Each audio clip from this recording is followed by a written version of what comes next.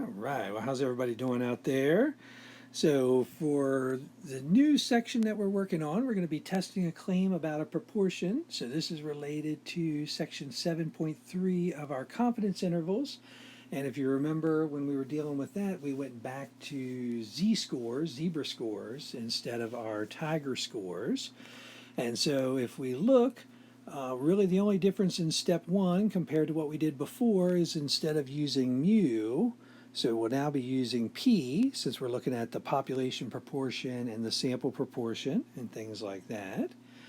Our test statistic, again, set up in the same style. So notice it's a Z, and this is going to be our Z sub T for our test statistic. So we've got our P hat, which is our sample proportion, minus our population proportion, all divided by our standard deviation, which if you remember is that square root of PQ all divided by N.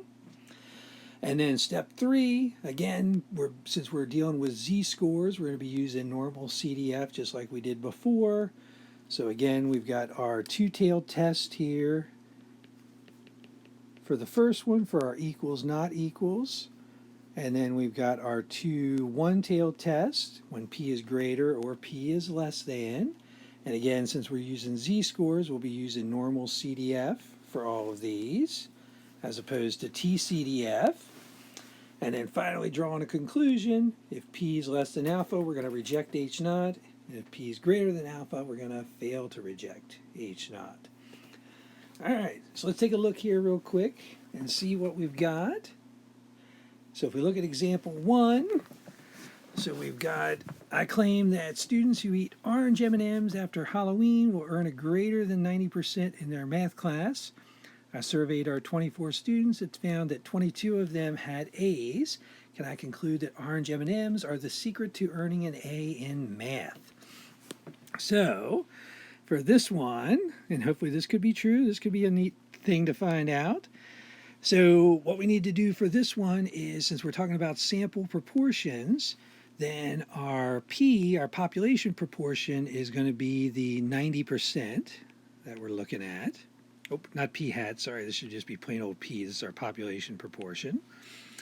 And so if you notice for our standard deviation is based on our population proportion. So we need to figure out what our Q is, which is just going to be 1 minus p. So 1 minus 0.90 is going to be 0.10. And then in this case, they give us our X, which is our 22, and our N, which is our 24. So our P hat is going to be 22 over 24, which turns out to be 0.917 in this case. So our P hat is 0.917.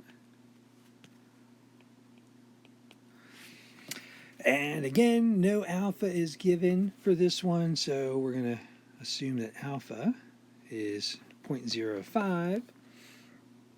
All right, so now that we've written down everything that we know, let's go ahead and figure out what our claim should look like. So I conclude that orange M&M, oops, let's see, where is it at here? So we're going to get greater than 90% in their math classes. So greater than 90 tells us that our H1 is going to be p is greater than 0.90, and so the opposite of greater than is going to be less than or equal to 0.90. So now let's go ahead and find our test statistic. So our z sub t is going to be our sample proportion, so 0.917, minus our population proportion, 0.9, all divided by the square root of 0.9 times 0.1, all divided by our N, which is 24. All right, so let's plug this in the calculator and see what we get. So 0.917 minus 0.9 divided by the square root of 0.9 times 0.1 divided by 24. And so it looks like we get a test statistic, a z sub t, of 0.278 in this case. So our z sub t is going to be 0.278. So now we want to figure out our z comparison. So we want to figure out what this guy is. And notice that since it's strictly greater than, this is going to be a one-tailed test. So all of this is going to be alpha 0.05. So again, anything in the blue is going to be our reject H naught. Anything in the white is going to be fail to reject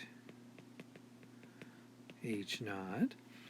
And so even though I'm looking for the upper bound, I'm just going to go ahead and type it in as the lower bound and just change it from negative to positive. So I'm looking at inverse norm of 0.05. And since we're back to z-scores, we want to use our mean and our standard deviation to find our z comparison. So if we type this in, inverse norm 0.05, comma 0, comma 1, gives us negative 1.64. But again, since we're on the upper end, we want to think of this as positive 1.64. And so looking back at our z sub t, is this going to fall in the white or in the blue? And so it's actually going to fall pretty close to 0 in this case. This is our z sub t, which is clearly in the white, so it looks like we're going to fail to reject H naught based on our graph and our test statistic. All right, so let's verify that with our p-value. So we're going to do p is normal CDF,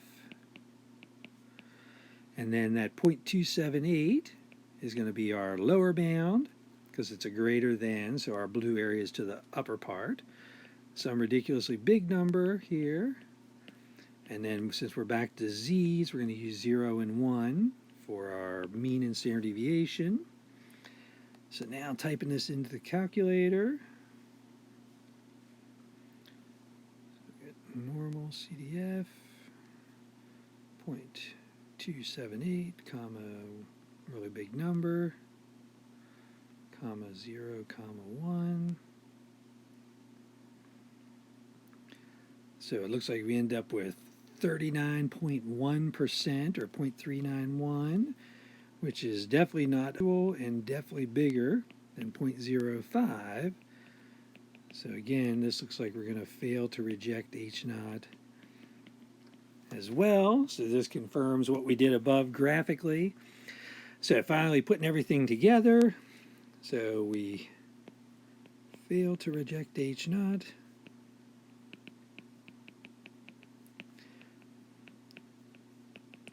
So there isn't sufficient evidence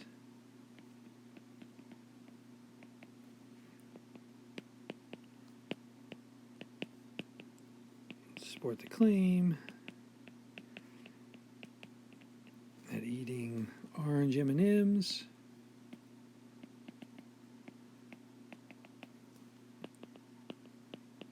will increase your grade in stats.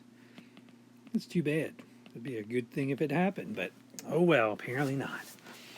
All right, so good job, everybody. So hopefully that makes sense. So again, just a couple examples here. So practice 1, practice 2, practice 3. And so again, I'm going to be dividing these up amongst the different groups. So we should have multiple groups working on each of these different problems. And then for 8.7, I've got a lot of different practice problems that we're going to be working on. So again, I'm going to kind of assign these out and think of these more as like the homework and stuff like that. So I've got a ton of these. The tricky part with these is we don't necessarily know which ones go with which, so we have to decide, is it from 8.4 where the population standard deviation is known? Is it from 8.5 where the sample standard deviation is known, or is it from 8.6, which is a proportion type problem? So again, look to see which ones you're assigned for these, and otherwise, good luck. Let me know if you have any questions, and awesome job, everybody. Keep up the good work.